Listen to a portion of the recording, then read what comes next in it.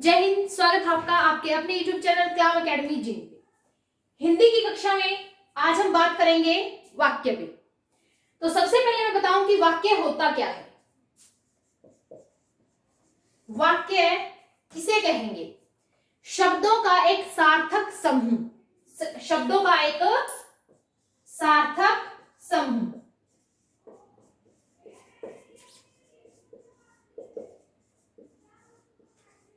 और ये सार्थक समूह किस प्रकार का होगा? सार्थक समूह तो होगा, लेकिन ये सार्थक समूह इस प्रकार का हो कि ये हमारे भावों को, हमारे विचारों को पूरी तरीके से जो है वो दूसरों को बता सके। ठीक है, अब शब्दों का समूह होना चाहिए, सार्थक होना चाहिए, और जो पूरी तरह से क्या हो, हमारे विचारों को, हमारे भावों को दूसरों के सामने प्रकट करने में क्या हो, सक्षम हो। क्लियर? तो सबसे पहले अगर मैंने लिखा, मान लो कि मोहन खाता खाना है। ठीक है, तो अब देखिए, वाक्य तो ये भी कहेंगे हम कि वाक्य है। क्यों? क्योंकि इसमें शब्द हैं। ठीक है, और बिल्कुल कर्ता क्रिया सारी चीजें हैं। क्या ये वाक्य जो वो सार्थक है?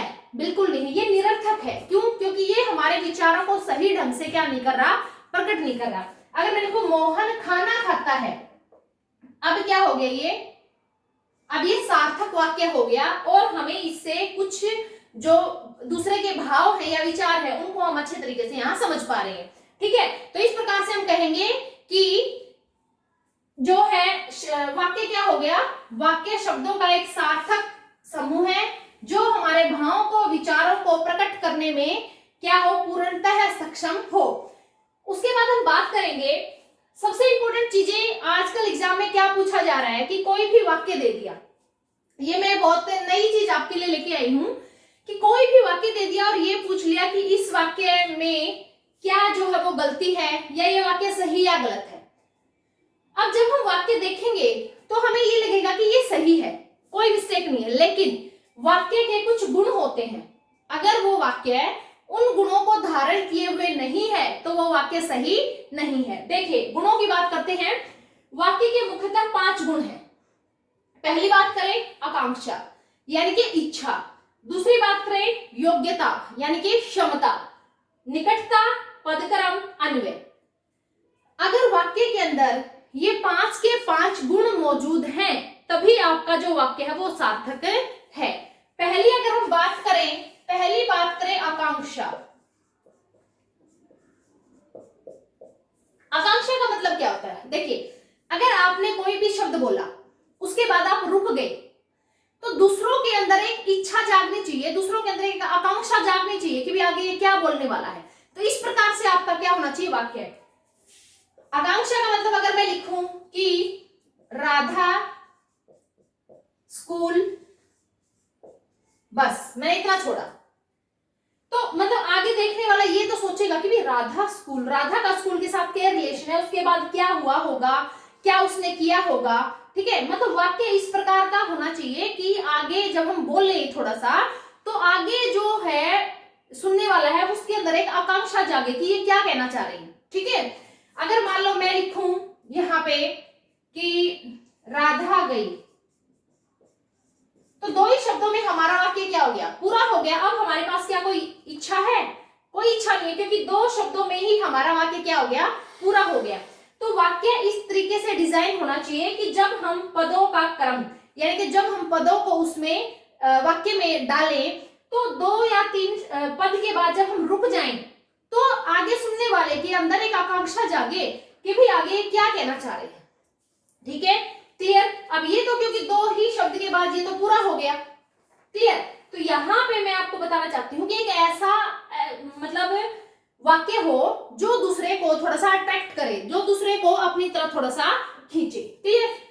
उसके बाद हम बात करें आकांक्षा के बाद बात करें योग्यता यानी कि क्षमता। योग्यता का मतलब क्या है कि वाक्य जो बोला जाए वो योग्य होना चाहिए। ठीक है, यानी कि मैंने मान लो यहां लिखा कि बच्चा घास खाता है,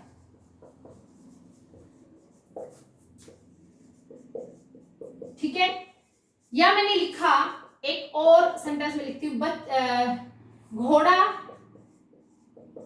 मांस खाता है।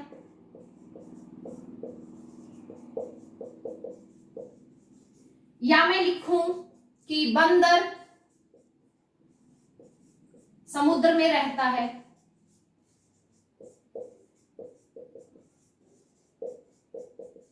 अब देखिए इन वाक्यों को ध्यान से देखिए, किसी भी प्रकार का कोई मिस्टेक इनमें नहीं है।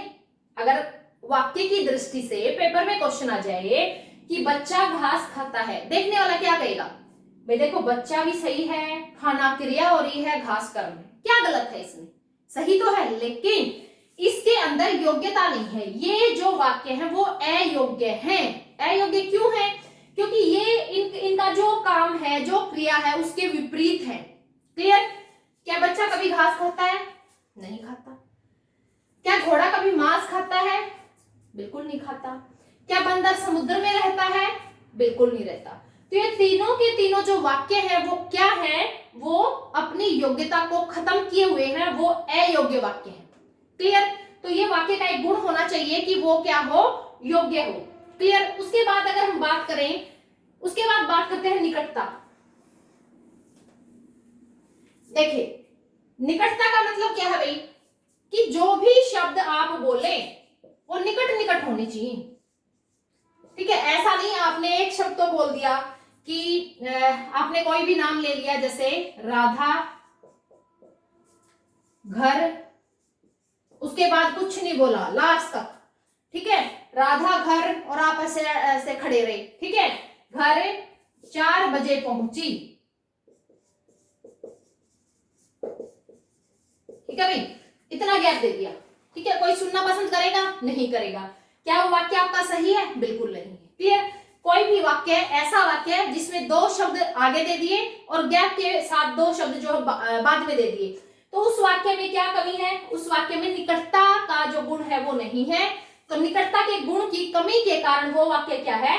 अशुद्ध है। क्लियर? तो वाक्य जो है वो पास पास होना चाहिए। निकटता का एग्जाम्पल मैंने आपको दिया, और लिख देते हैं, जैसे राम खाना, और उसके बाद बोला आपने खाकर सो गया। क्लियर है? अब देखो, राम खाना खाकर सो गया, मतलब क्या इसमें निकटता नहीं है ना। जो 2 आपके जो पद हैं वो पास पास नहीं है, वो निकट नहीं है। तो आपके अर्थ को, आप जो बात कहना चाह रहे हो उसको सही ढंग से दूसरों के सामने रिप्रेजेंट नहीं कर पाएंगे, तो इसके अंदर निकटता का गुण नहीं है।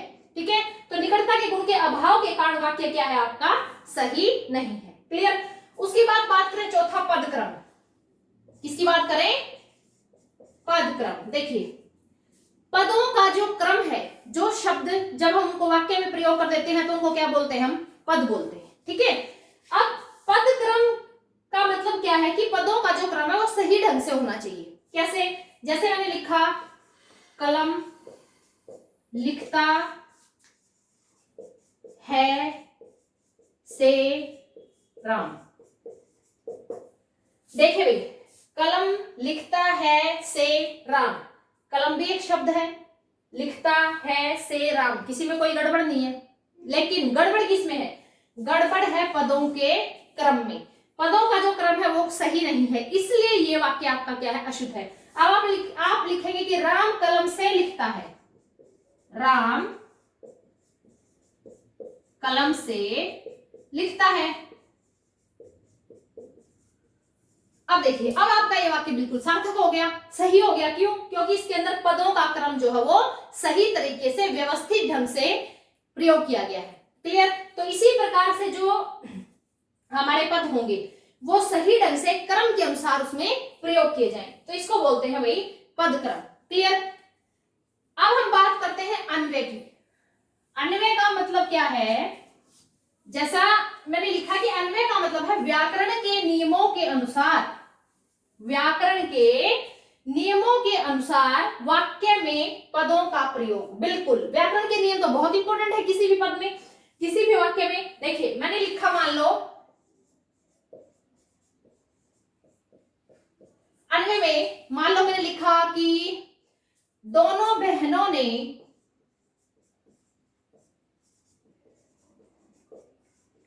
बहनों ने भाई को राखी बांधा।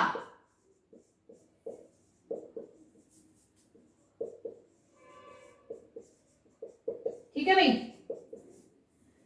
दोनों बहनों ने भाई को राखी बांधा, सही है क्या व्याकरण की दृष्टि से? देखिए वाक्य में क्या गड़बड़ है। व्याकरण की दृष्टि से दोनों बहनों ने भाई को राखी बांधी आना चाहिए था। क्यों? क्योंकि राखी क्या है? स्त्रीलिंग है, तो यहाँ पे क्रिया किसके अनुसार प्रयोग होगी? राखी के अनुसार। ठीक है, अगर मैं यहां और शब्द लिखूं, मान लो कि लड़कियां और लड़के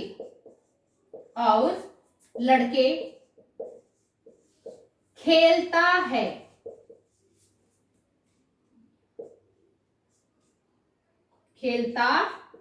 देखिए आप बोल रहे हो कि लड़कियां और लड़के खेलता है, क्या हो गया? गलत है ना? क्यों गलत है? क्योंकि व्याकरण की दृष्टि से सेंटेंस सही नहीं है, तो इसी को बोलते हैं अन्वय। तो हम क्या लिखेंगे इसको अगर सही करेंगे तो? दोनों बहनों ने भाई को राखी बांधी। क्लियर? उसके बाद हम लड़कियां और लड़के खेलते हैं। अब ये क्या हो गया? व्याकरण के नियमों के अनुसार इन वाक्यों का हमने प्रयोग किया। ओके, ये हमारे जो अभी हमने डिस्कस किए वो थे वाक्य के गुण, कि किस प्रकार से एक वाक्य में क्या क्या गुण होने चाहिए। अब हम बात करेंगे वाक्य के अंग। वाक्य के अंग अक्सर यहां से प्रश्न जरूर जरूर जरूर पूछा जाता है, और रीट के लिए तो ये बहुत ही महत्वपूर्ण है। वाक्य के कितने अंग होते हैं भाई? वाक्य के 2 अंग होते हैं, एक होता है उद्देश्य और एक होता है विधेय। ठीक है, अब बात करें कि उद्देश्य क्या होता है? जिसके बारे में वाक्य में कुछ कहा जाए, जिसके बारे में वाक्य में कहा जाए। ठीक है भाई, यानी कि मूलतः उद्देश्य क्या होगा? जिसके बारे में कुछ कहा जाएगा वो कर्ता होगा, तो वो क्या हो जाएगा आपका? कर्ता। क्लियर? उद्देश्य जिसके बारे में वाक्य में कुछ कहा जाए वो उद्देश्य है, और जो उद्देश्य होगा मूलतः पहचान की दृष्टि से हम देखो तो वो वाक्य में कर्ता होता है। देखिए मैंने लिखा कि मोहन पुस्तक पढ़ता है।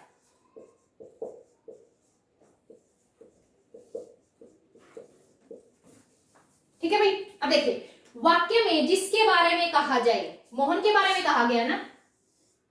क्लियर? मोहन के बारे में कहा गया है कि मोहन क्या कर रहा है? पुस्तक पढ़ रहा है, तो मोहन वाक्य में हो गया उद्देश्य। ठीक है, उद्देश्य के बारे में पता चला, मूलतः कर्ता होता है। अब बात करें उद्देश्य का विस्तार। अब उस उद्देश्य को विस्तार देने के लिए कुछ शब्द उसके सामने जोड़ दिए जाते हैं, उसके साथ जोड़ दिए जाते हैं, उसको बोलते हैं उद्देश्य का विस्तार। देखिए मैंने लिखा कि मेहनती लड़का मोहन, मेहनती लड़का मोहन पढ़ता है।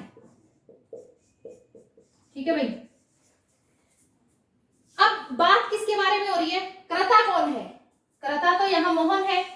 मोहन तो हो गया उद्देश्य, और पढ़ता है उद्देश्य के बाद जो भी पूरा का पूरा वाक्य है, बाद में उद्देश्य के बारे में जो कुछ कहा जाए वो क्या हो गया? विधेय। ठीक है, अब मोहन तो हो गया भी तुम्हारा यहाँ पे उद्देश्य, लेकिन मोहन के आगे भी 2 शब्द लगे हुए हैं, उनको क्या बोलेंगे? तो इनको बोलेंगे हम उद्देश्य का विस्तारक। तो ये क्या हो जाएगा? उद्देश्य का विस्तार। उद्देश्य का विस्तार यानी कि उद्देश्य को लंबा बना दिया, उद्देश्य को एक विस्तार दे दिया, उद्देश्य को विस्तृत कर दिया, तो ये हो गया उद्देश्य का विस्तार। प्रश्न अक्सर पूछा जाता है कि उद्देश्य का विस्तार क्या है, उद्देश्य क्या है, या विधेय क्या है, विधेय का विस्तार क्या है। ठीक है, तो उद्देश्य के बारे में से समझ आया होगा, मूलतः कर्ता उद्देश्य होता है।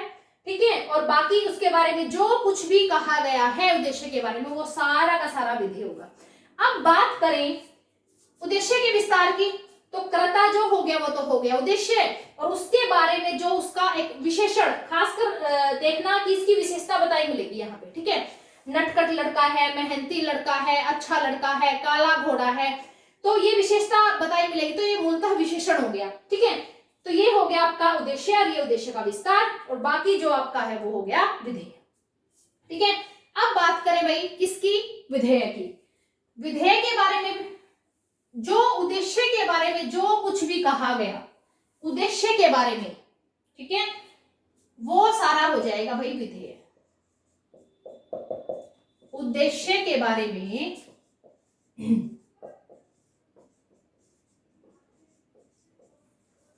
जो कुछ भी कहा जाए, उद्देश्य के बारे में जो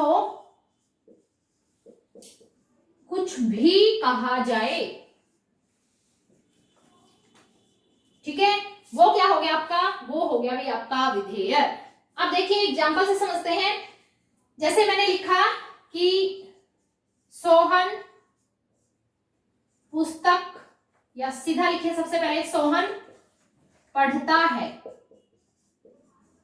क्लियर, सोहन पढ़ता है, तो भाई ये कर्ता हो गया सोहन, ये क्या हो गया उद्देश्य।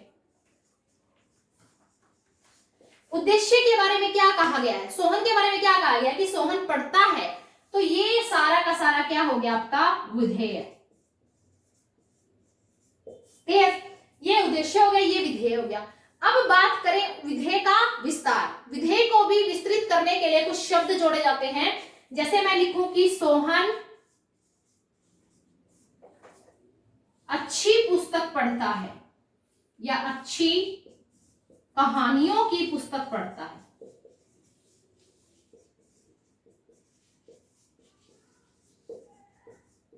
ठीक है भाई, हाँ जी। अब मैंने एक बड़ा सा वाक्य बना दिया कि सोहन अच्छी कहानियों की पुस्तक पढ़ता है। सोहन क्या हो गया, उद्देश्य हो गया। सोहन के बारे में क्या कहा गया है, क्या करता है सोहन, पढ़ता है, क्या हो गया विधेय। अब जो है अच्छी किताबों की कहानियां, या अच्छी किताबों, अच्छी कहानियों की पुस्तक, ये सारा का सारा क्या है विधेय का विस्तार। क्या है, विधेय का विस्तार। समझ आई, विधेय को छांटो, पहले छांट लिया विधेय क्या है, पढ़ता है, और उसको जो उद्देश्य भी छांट लिया, दोनों चीजों को अलग अलग कर दिया। अब विधेय के आगे जो बचा है सारा विधेय का विस्तार है, बस इतना सा याद रखो। ऐसे ही उद्देश्य के आगे, उद्देश्य छांट लो कि कर्ता कौन है, उसके आगे जो कुछ भी है वो सारा का सारा उद्देश्य का क्या है विस्तार। बहुत ही सिंपल है। ठीक है, अच्छे तरीके से समझ में आ गया होगा। अब देखिए एक एग्जांपल और दूं मैं आपको।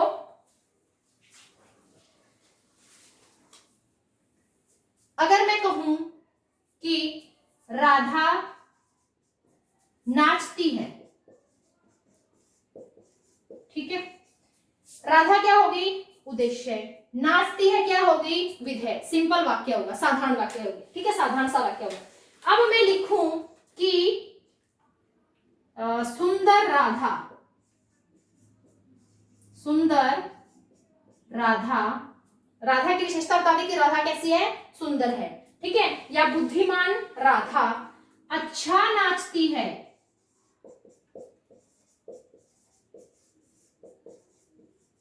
ठीक है, मैं राधा की विशेषता किसी भी विशेषण से बता सकती हूँ, सुंदर राधा है, बुद्धिमान राधा है।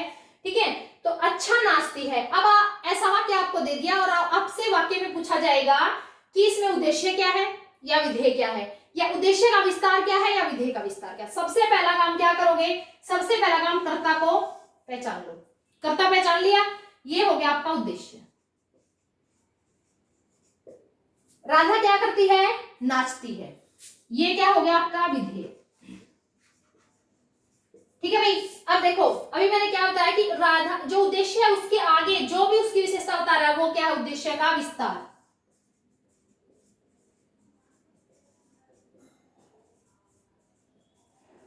ठीक है, और जो विधेय है, विधेय के आगे उसके बारे में जो कुछ भी बताया जा रहा है वो क्या है, विधेय का विस्तार।